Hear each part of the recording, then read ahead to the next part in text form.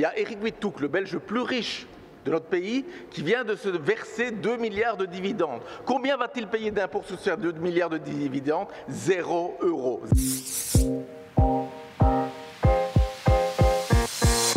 Monsieur le ministre des Finances, il y a 2 semaines, vous étiez ici, j'étais ici, et on parlait déjà de la réforme fiscale avant que vous sortiez votre plan. Et je vous disais 3 choses. Je vous disais, si vous voulez garantir une véritable justice fiscale, 3 choses. Surtout, n'augmentez pas la TVA. Deuxièmement, introduisez une taxe des millionnaires. Et troisièmement, évitez qu'une révision des taux de l'impôt des personnes physiques profite aux plus riches. Et maintenant qu'on a votre plan, on constate que vous avez fait exactement l'inverse. La TVA, vous augmentez le taux réduit de TVA de 6 à 9%, alors que c'est une des taxes les plus injustes qui soit, qui touche le plus durement les bas revenus.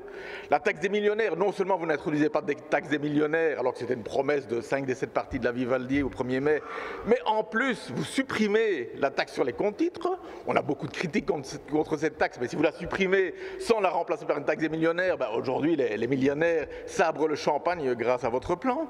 Et puis, l'impôt des personnes physiques, vous revoyez la quotité exemptée d'impôts et les taux, mais en fait, ceux qui en profitent le plus, c'est ceux qui sont aux revenus supérieurs, parce que toutes les baisses des tranches inférieures, ils en profitent pleinement, à 100%. Et donc c'est là, dans les 10% les plus riches de la population, qui profitent le plus de votre réforme des taux de l'impôt des personnes physiques.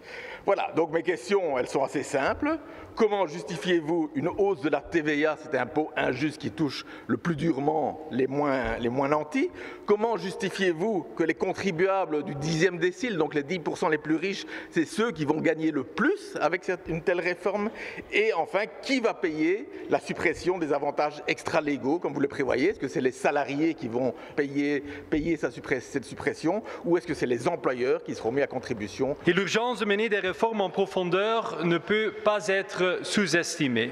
Et si nous voulons réformer radicalement, nous avons besoin d'un plan clair, avec un objectif final clair, où des choix clairs sont faits. Monsieur le ministre, vous utilisez l'alibi de la transition écologique pour mettre des taxes sur la consommation injustes qui vont toucher les plus faibles. C'est exactement ce qui a lancé le mouvement des Gilets jaunes en France, et donc je vous mets en garde contre ce genre de réforme.